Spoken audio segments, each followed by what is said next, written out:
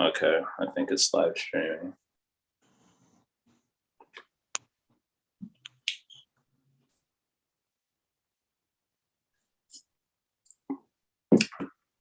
Ew, I want to look at myself in live stream.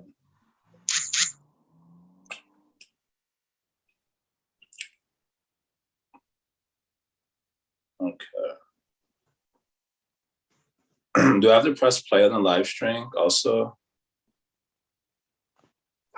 No, you shouldn't have to press anything there. Okay. You should just be able to go back to your Zoom window. Okay, I'm trying. Do I have to press done to go back to the Zoom window? I can't go back to the Zoom window. Let's see. Let's go. Yeah, try to press done. Okay, done. All right, back in the Zoom. Okay. See if it worked. Good morning.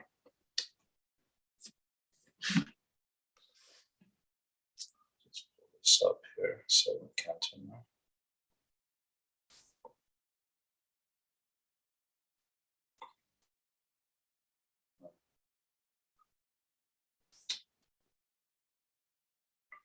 Okie dokie.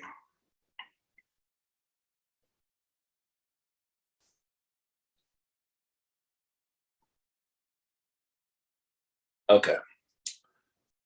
Om Ajnanatimidandasya Gyananjana Shalakaya Chakshunun Militam Yena Tasmai Shri Guruve Namaha Shri Chaitanya Mano Bhishtam Stapitam Yena Bhutale Swayam Rupa Kadha Mahyam Dadati Swapadantikam Vandeham Shri Guru Shri Yuttapada Kamalam Shri Gurun Vaishnavam Sha Shri Rupam Sagrajatam Sahagana Raghunathan Vitam Tam Sajivam Sadvaitam Savadutam Parijana Saritam Krishna Chaitanya Devam Shri Radha Krishna Padan Sahagana Lalita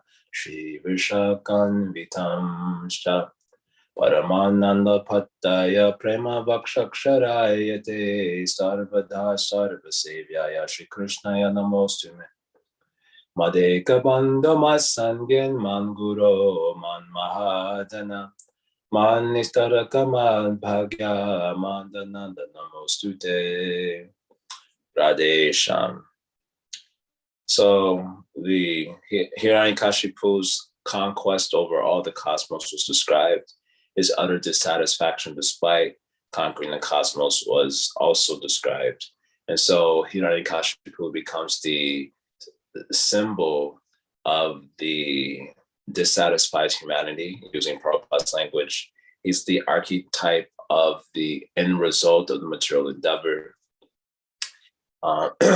Even with conquest of the whole world, if one is yet to address his own self, the incompletion that his own self experiences as a result of being disconnected from God, basically, then it doesn't matter if you conquer the whole world. You'll just be dissatisfied. So that was described yesterday. Now the next little smaller passage from verse 21, starting at verse 21. The Devatas, we hear about how the Devatas respond to Hiranyakashipu's conquest over them. And they're praying to the Lord to descend to remove the burden of Hiranyakashipu.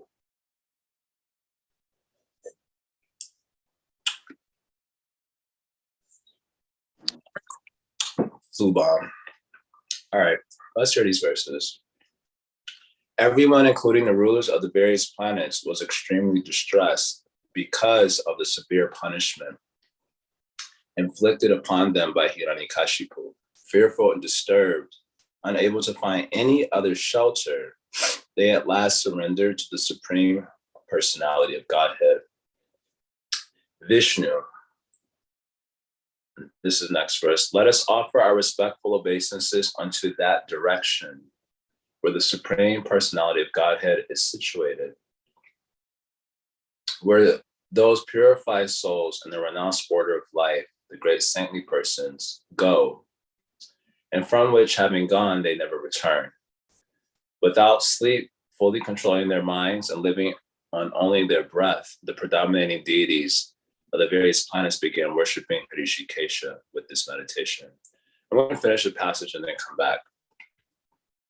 Then there appeared before them a transcendental sound vibration emanating from a personality not visible to material eyes. The voice was as grave as the sound of a cloud, and it was very encouraging, driving away all fear. The voice of the Lord vibrated as follows: O best of learned persons, do not fear. I wish all good fortune to you. Become my devotees by hearing and chanting about me and offering me prayers, for these are certainly meant to award benedictions to all living entities. I know all about the activities of Hiranyakashipu and shall surely stop them very soon. Please wait patiently until that time. When one is envious of the demigods who represent the Supreme Personality of Godhead, of the Vedas, which give all knowledge, of the cows, Brahmanas, Vaishnavas, and religious principles, and ultimately of me, the Supreme Personality of Godhead, he, the envious person, and his civilization will be vanquished without delay. When Hiranyakashipu teases the great devotee Prahlad, his own son, who is peaceful and sober and who has no enemy, I shall kill Hiranyakashipu immediately, despite the benedictions of Brahma.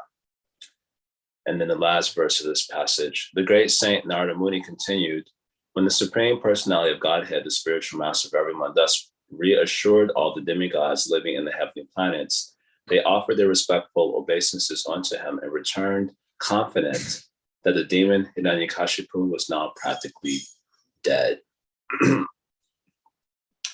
A few things from this passage. We're going to double back to verse 22. Tasyai namo astu kastayai tatratma hare ishvara yagatva nanivartante shanta sannyasino amala.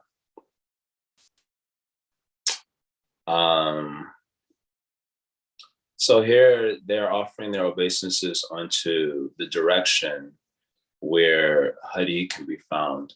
So I try to give a couple comments here. The first one is that Hiranyakashipu had conquered all of outer space. What I mean by outer space is in contradistinction with inner space, not like outer space in the sky, but like the whole outer world had been conquered by Hiranyakashipu. And so there was no place where they could go to perform bhajan.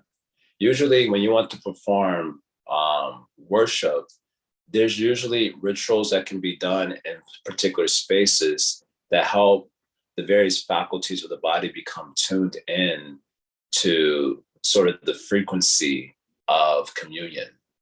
And those rituals in those spaces, activating the faculties to become tuned into the sort of frequency of communion, make it a lot easier to enter into a space of communion with God.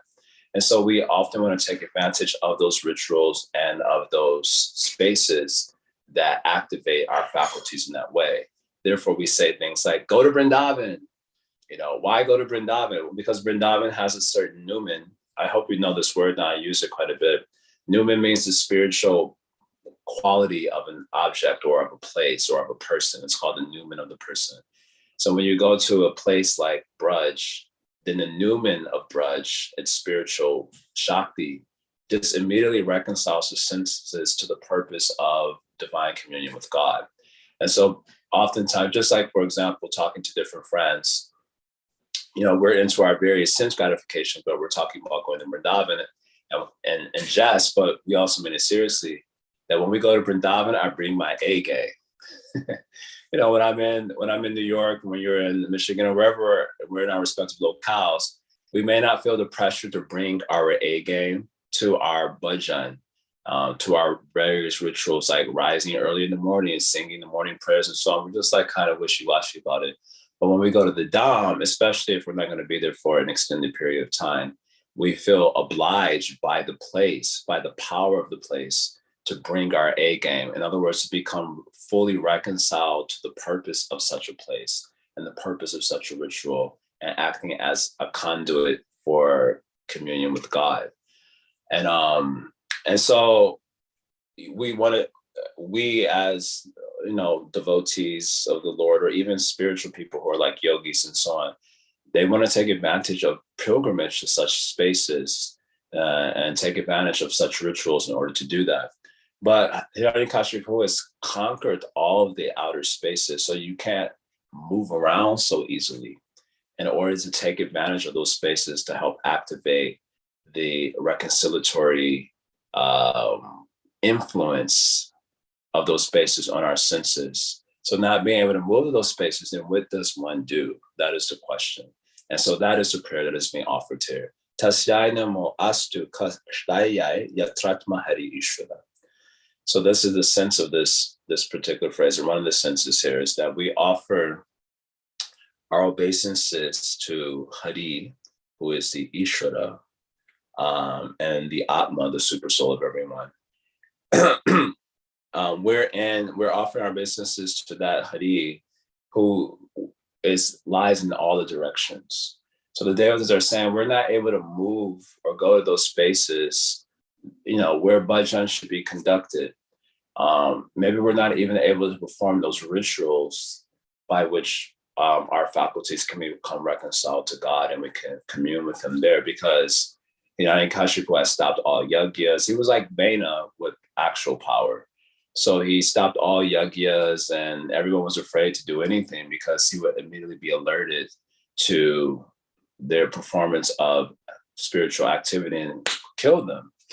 So we can't go to the spaces. We can't even easily perform the rituals. We're not able to move around. But even being blocked by all these external circumstances, there's no one who can actually block the actual communion with God once one decides to do that, because he is the Atma. The Atma means the soul, the self. He is actually the soul of our soul. And so even being blocked from going to all the spaces where we would normally take advantage to activate our faculties to that purpose, we're still not cut off from God if we really want to commune with him. And it seems that all living entities, whether devatas, like we're hearing about now in this passage, or even ordinary human beings, they have an intuitive sense that they're never cut off from God, no matter where they're at, no matter what position they're in, no matter what is the external circumstances. They have the intuitive understanding that they're not actually cut off from God. He exists really in that direction inward, as the soul of our very soul, as the breath of our very breath. We can't be cut off from that. Just like you cannot be cut off from your breath. Of course, someone can strangle you, you can't breathe. But just as the breath is always there with you, and most of the time you're oblivious to it. Like we don't, unless we're saying, concentrate on your breath, then you kind of notice that it's there. But otherwise, you don't notice that the breath is there. And that breath is the very basis by which you're able to do anything in this world. But you don't even notice it, often don't appreciate it. Like, it's not like we wake up saying, thank you, breath, for giving life to this psychophysical apparatus. Thank you. We don't even notice it. We just get up and start our activities. So God is like the breath of breath. Just like the body requires prana or breath just to function on a moment to moment level. So God is the breath of breath. He's a soul of soul. I've been using this image a lot these days because it's just been an aha moment for me in the last few weeks. He's also the sun to our sun ray. If the jiva is like the sun ray, then God is the sun. And in order for us to exist, even on a moment-to-moment basis, the sun has to lend its own nature to us in order for that to happen, right? What is the quality of the sun? The quality of the sun is illumination and heat. That is the quality of the sun. And what is the quality of the sun ray? It is also illumination and heat. It is not illumination and heat to the full extent of the sun disk. Otherwise, we would be in great difficulty right now. In fact, we wouldn't be here. But it is the quality of the sun ray is, in fact, the quality of the sun. So the quality of the jiva and in a sense, the quality of all of life is in fact the quality of God.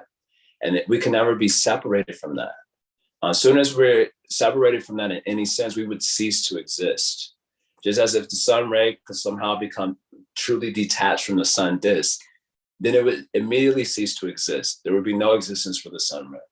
So we became detached even a little bit, even for a second, even for a half a second from God, we would cease to exist. So the very basis of our own existence is actually rooted in God. His own quality is given to us. So since we can never truly be separated from him, the sense of separation is only psychological. We're conditioned by the material energy and we have a psychological sense of being separated from God, but it's not actually ontologically possible to be separated from him. And so when we're feeling the pinch of that psychological separateness from God, as the demigods are feeling now, why they're feeling it more acutely now? Well, I want to say jackass, but he's conquered all of the outer space by which we would enjoy. And so now the quality of our existence in the outer world has been completely arrested by this demon. And so now I'm obliged to consider my psychological separateness from God. And I'm feeling the pinch of that now. Before I wasn't feeling the pinch because I was distracted by pleasure, especially the devatas. They live lives of pleasure, so they're distracted. Now that distraction is completely removed from our life thanks to this jerk over there, Hiranyakashipu. So we're completely removed from that. And now we have to feel the pinch of our existential dilemma of psychological separateness from God. And feeling that because they're devatas, they're in the mode of goodness, they actually are godly creatures. They're immediately turned towards God. They know that I'm ontologically, I can never really be separate from you. So even in my downtrodden position, even though I'm not able to go to the places of worship and perform some of the rituals of worship, which are powerful conduits for reconciling my faculties to communion, I'm still able to connect with you in the here and now, because you are always here with me now, because you lending your own nature to me at every single moment by which I'm able to exist. And so I pray to you, I offer my obeisances to you who live in that direction. You're not in the direction where I can go right now at the holy places or, in the rituals, but you're always there with me. And just even in the fact that I exist, you're there with me. So I'm offering my obeisance to you in that direction. The direction, in other words, where the space where you're always with me and every moment, like the breath for the body, or like the sun for the sun ray. I'm praying to you, I'm seeking you, and all living entities seem to have this intuitive sense that they can do that despite their dire situation.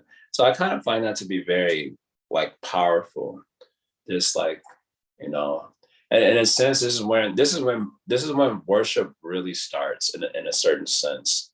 I notice amongst practitioners in the Hare Krishna movement that we often approach our ritual practices, and we often approach our spaces of communion not very deeply, because we're kind of distracted by pleasure. Our life is going on, and it's busy, and it fills our psyches with all sorts of turmoil, good and bad. And we bring all of that to these spaces and to these rituals. And so we don't really feel a deep communion with God in those spaces or in the performance of those rituals. You'll often hear devotees complain about that. I just feel like it's the same old, activity. I'm not really connecting, blah, blah, blah. And, one way to attribute that to the ritual, to the space. The other is that, well, you're not really bringing your A game to the ritual or bringing your A game to the space. That's probably why you're getting reciprocated with the lack of experience. That's actually the reciprocation for the lack of bringing the A game to those spaces. And so in a sense, it is a great benediction to have the outer world kind of cut off from us, so to speak, even by a Hiranyakashipu, because then it really obliges us to feel our pain And the pain is not the pain of having our sense objects taken away like little children. The pain, the real pain of all souls is the pain of separateness from God. And when you can actually feel that, now we don't normally feel it. We just like going about our existence completely. But when you allow yourself to feel that, and from that ground of feeling of separateness from God and the pinch of it, it's very uncomfortable. Then you go and do your rituals, you do your kirtan, you even do your shravan, you do your smarna, you go to Vrindavan Dham, those spaces. Then that is really what is called prayer, when you're feeling the pinch of existential vacuum due to separateness from God, and from that space you call out to God, as the devotees are doing here, then that's prayer. So this is one take. The other idea is that Hiranyakashipu conquered all of outer space, but he couldn't conquer he couldn't conquer the Lord's spiritual abode. That is the other sense here. So then they say the second line here, Yagatwa nanivartante shanta sannyasino amala. That place where the sannyasis who are pure, amala, they're without the tincture, and they are shantaha, means fully peaceful because of having become reconciled to God. That place that they go to without returning, Yagatwa nanivartante. So this refers to the spiritual abode of God.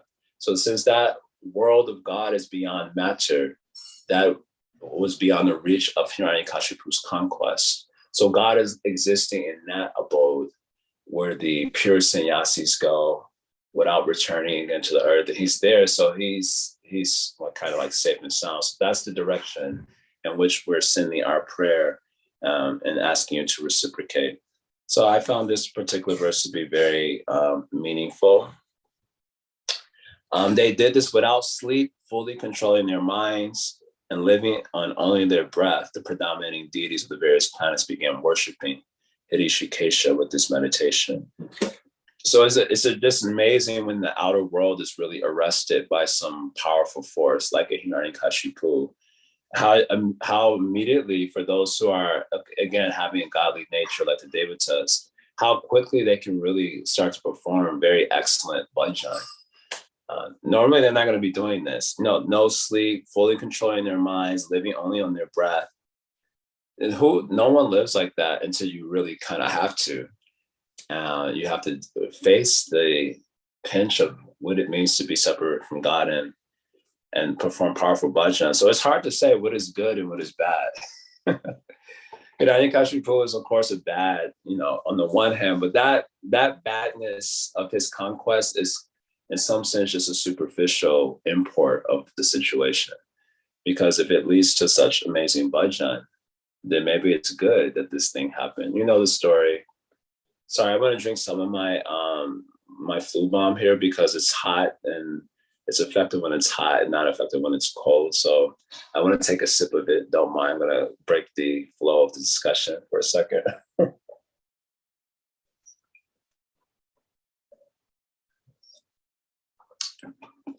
You all know the story that I often like to tell here. Haridas Thakur is arrested by the Muslims because of his apostasy, which is a crime in Islam. And if you leave the religion, then you lose your head.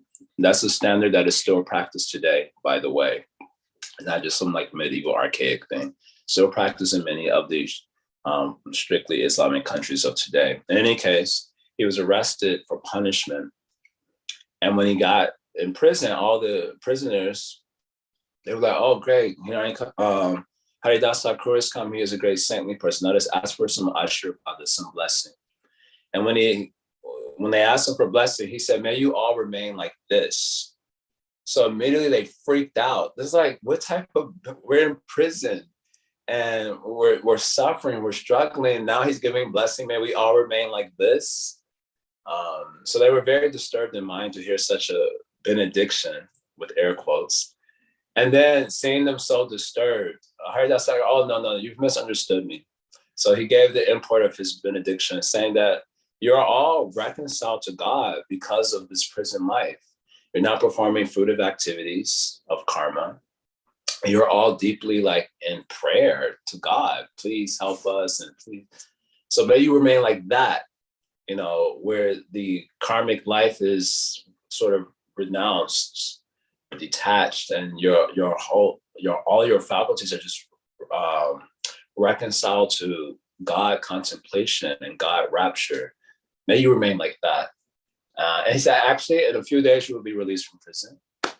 But now may you remain in this space that you are in now. So it's hard to say, was prison life bad or good? And this is the nature of the mature world and its relativities, the relativities of the mature world. What is good and really what is bad? From an empirical perspective, what we call good is from the spiritual perspective bad. And what we see empirically as bad is from a spiritual perspective good, insofar as it leads to the life of absorption in God, at least. So, you'll find a lot of this sort of what may be called as reverse theology in a lot of these sacred texts, it seems. It's certainly in the Bhagavatam, you find a lot of this reverse theology where what is ordinarily the results of piety is viewed as bad. And what is ordinarily the result of sin is viewed as favorable and even good for the life of bhajan. So in any case, that's one interesting thing here. So of course, then God speaks to them as a sky voice. And he just tells them to become peaceful and to not have fear, and that they should continue to just perform their bhajan and wait, which is an interesting thing. This is verse 25, 26. Ma bhashta vibhuta shreshta. O best of the learned persons, do not fear. Ma bhashta, do not fear. Sarvesham bhadram astuva. May there be all good fortune unto you. Ma dharshanam hi bhutanam sarva shreya upapate. The attainment of all shreyas for the living entities comes in having darshan of me. Ma darshanam hi bhutanam sarva shreya upapate. Upapate means the attainment of sarva shreya, whatever you consider shreya. So out of all the things that could be considered shreyas, the highest shreyas comes when one has darshan of Bhagavan. And so how does that darshan come about? So that darshan comes about by performing the God bhajan, basically. Shravan, Kirtan, Smarna. So he asked them to do that. Hold on, I'm looking at So he asked them to perform bhajan by which they can have darshan of God.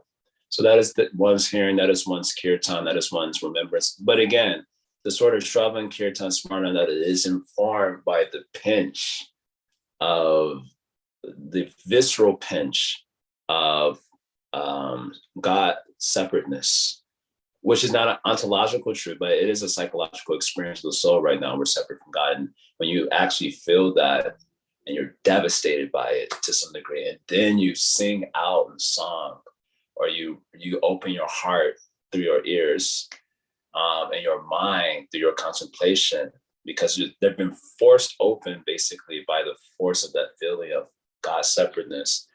And then you do bhajan, then you get darshan of the Lord. This is the attainment of all auspiciousness. He then speaks to the fact that he knows about Hiranyakashipu's nefarious activities and that he will put an end to it. Tashyak shantam kadishami. He says, I shall make it shantam, peaceful, which means he's going to kill him. But until then, kalam tava pratikshata. So this line here, until that time, kalam tava pratikshata, just wait. Just wait until that time.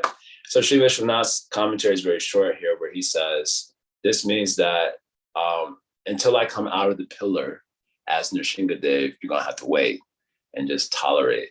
So I kind of, that spoke to me a lot, doing bhajan and informed by the experience of our suffering due to separation from God, but then having to wait, and not that God will come immediately, but waiting until he appears, either in our bhajan or appears before our eyes, so to speak.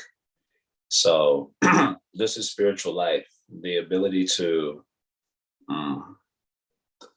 call out in song, maybe a calling that's been forced from our hearts by the internal pinch somewhat maybe even catalyzed by external circumstances, and then waiting. And we had this message last week, I think, this the power of endurance transforming what would ordinarily be seen as a calamity into a human triumph. The ability to endure. This is why this becomes like a kind of central message, even in the Bhagavad Gita, Matra Sparsha Chukonta Yashu Toshna Sukadukada, Agama, Adnitya Tanta Tikrusabharta. In the context of this verse, Krishna is speaking about this is 214 Bhagavad Gita. So he's talked about how the soul is in the body, and how even though the body changes, the soul remains unchanged. And the sense is that you have to just perform your duties in the mode of goodness until you come to that realization. And so, the mind is causing disturbance. Well, you have to tolerate that. And then by tolerating that and allowing yourself to carry on in your karma yoga practices and context, then what will emerge out of that is self-awareness. So the ability to endure the outer world and how it appears to us, however bewildering and so on, can turn what would be normally a tragedy to a human triumph. And many beautiful stories or histories are basically based on that principle, how someone just heroically endured a very tragic situation. And now they're celebrated as heroes or looked upon as heroes because of it. So being able to have our hearts blown open by our separateness, and we call it a song and God, and we just wait. And the ability to do that, to endure tragedy with song towards Bhagavan and just waiting for his reciprocation. This is what makes you a saint. They'll write books about you after that if you can do this. Most souls can't do this, so they don't get books written about them. But the souls who can do this, then they get hagiographies. You know what is a hagiography? A hagiography is a biography about a saintly person. So if you want your own hagiography to be written, then this thing has to be practiced. You have to do bhajan, calling out to God and feeling the despair of God's separateness. And you just wait and you just live your life like that. And if you're able to do it, then they will write a hagiography after you. But after you die, you won't get to read it. They don't do it while you're alive. But after you die, they say, yeah, this guy was a saintly person. They'll write hagiographies about you. And in the future, they will read these things. The last point here from this passage, he points out is that Hiranyakashipu will do an offense to his son, Prahlad Maharaj, who's a great bhakta. So the result of aparad to great bhakta, as we know, is destruction of one's own self. So as a result of his offense to his own son, Prahlad, he will be destroyed. The Lord assured this to the devatas. And so they left pacified, even though their circumstances weren't changed. They considered Hiranyakashipu as good as dead. And they left that, and God, they went back to their respective activities, which basically there's their bhajan and waiting for the Lord's appearance. So anyway, there's some nice points here that I don't know if for the devatas it was really maybe such a deep thing, but there was something deep to consider here in this passage. So we try to give some voice to that. And we're going to pause here and see if anyone wants to say anything or have any question they want to offer. So Sid says this verse feels like a very good commentary on working devotees. Hold on, I'm going to take a little sip of my flu bomb here.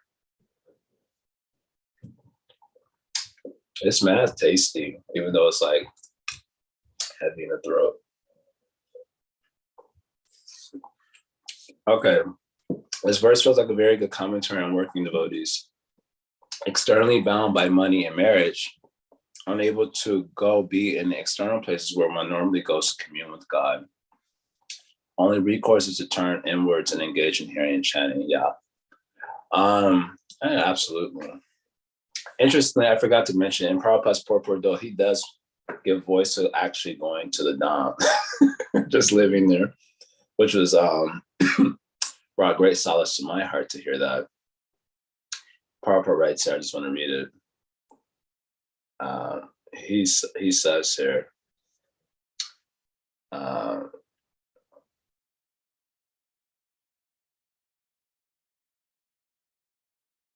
okay, yeah.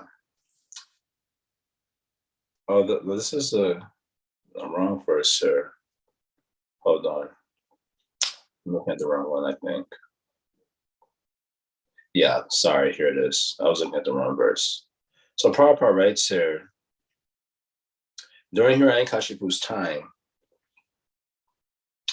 his influence was everywhere, but he could not force his influence into the places where the personality of God had its pastimes. For example, on this earth, there are such places as Vrindavan and Ayodhya, which are called Dhammas. In the Dhamma, there is no influence from Kali Yuga. Wow, that's news to me. There is no influence from Kali Yuga or any demon. What? If one takes shelter of such a Dhamma, worship of the Lord becomes very easy, and resultant spiritual advancement quickly takes place. In fact, in India, one may still go to Vrindavan and similar places to achieve the results of spiritual activities quickly. So, yeah, even though it is true that sometimes we are cut off, but we can never truly be cut off from God because He is the breath of our breath, the soul of our soul, as we try to give voice to. As far as possible, we should definitely try to take advantage of the conduits for God communion in the form of proper rituals and spaces that really help activate even our sense of wanting to have our senses reconciled to God. So if possible, go to Bridge. That message must be said at least once a class. Okay, let's see if anything else is told here. And let's see in the chat box. Beautiful point about not knowing what is good and what is bad. And Mukunda has a comment on that. Okay, yeah, Mukunda, let's hear it. Yeah, Hare Krishna. Yeah, I think that point is very nice about how the Hiranyakashipu is obviously externally a very bad omen, but he caused the demigod, but his being there caused the demigods to be present, or to turn towards Vishnu. But I was thinking, I guess the additional challenge that we have is that when we have some bad circumstance that happens in our life, we maybe will turn towards God like the demigods did to some extent, but I guess the reward that they had was that Vishnu actually said he's going to take care of it. And he's That's actually helpful. That's helpful.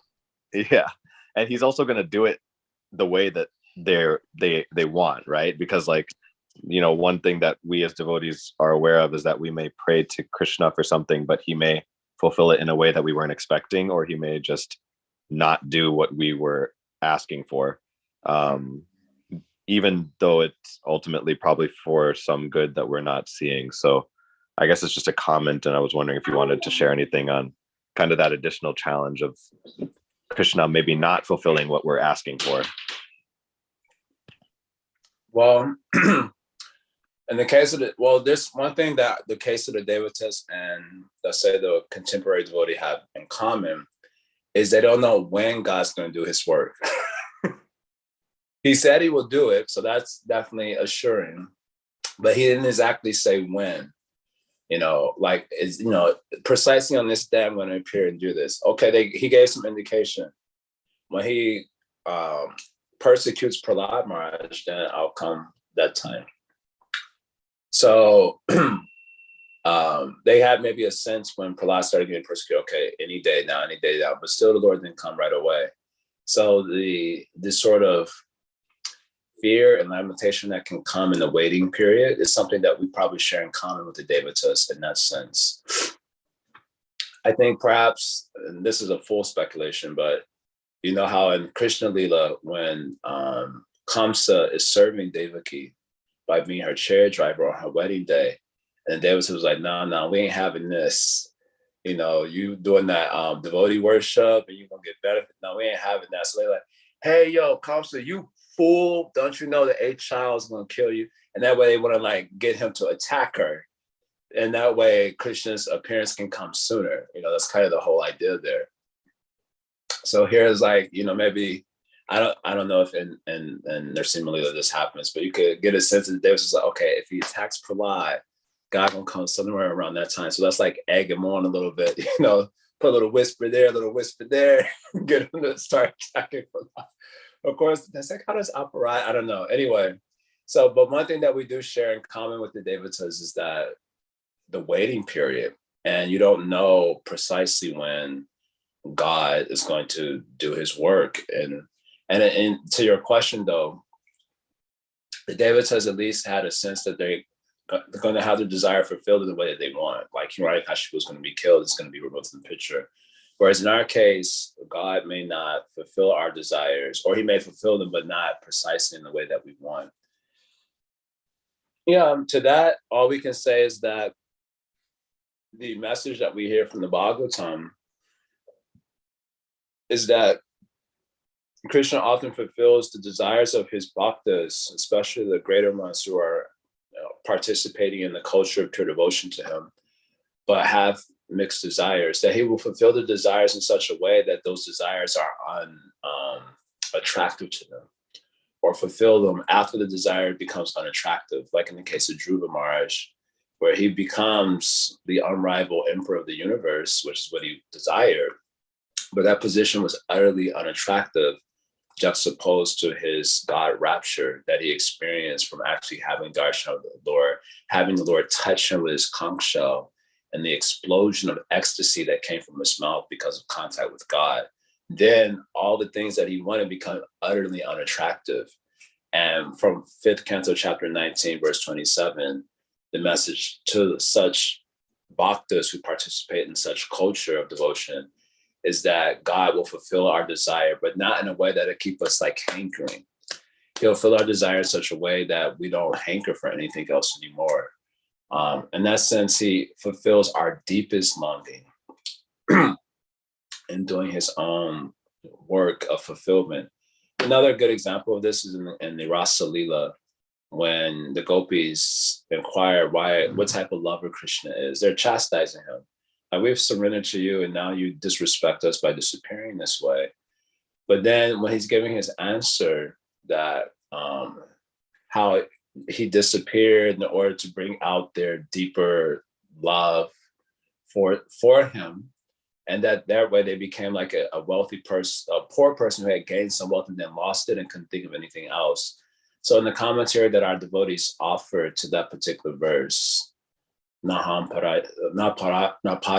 anyway, that particular verse of the 32nd chapter of the 10th canto, our devotees offer a short commentary that when the gopis were hearing Krishna's explanation, they all began like kind of smirking at each other.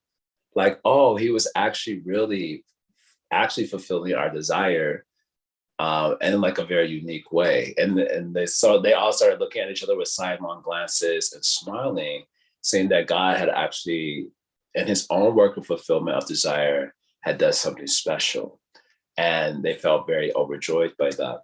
So for those of us who are trying to whatever degree, albeit many, maybe feebly, participate in the culture of pure devotion, this is how we hear about our Lord and how he reciprocates with us. So this is, of course, supposed to be encouraging to us. Ultimately, we are finite. So our own conception of what will give us fulfillment is also finite. And that finite conception is where all the suffering lies. The freedom from suffering lies in an infinite concept of fulfillment. And so long as we have a finite concept of fulfillment, then that concept itself is a source of frustration. And so the pure bhaktas, or those who are attempting to follow the culture of the pure bhaktas, they have to some degree, we have the conviction that our finite conceptions ain't it. And so God, in fulfilling our desires, does his own work of fulfillment. Then it should be something very miraculous. And that way we remain encouraged by this sort of message. I don't know, that's what I can say to that. The best I could. Thank you, Prabhu. Anyone else wants to say anything? Or are we we can end here? That's all I see in the chat box there. Anyone wants to make any final statement before we go? Okie dokie.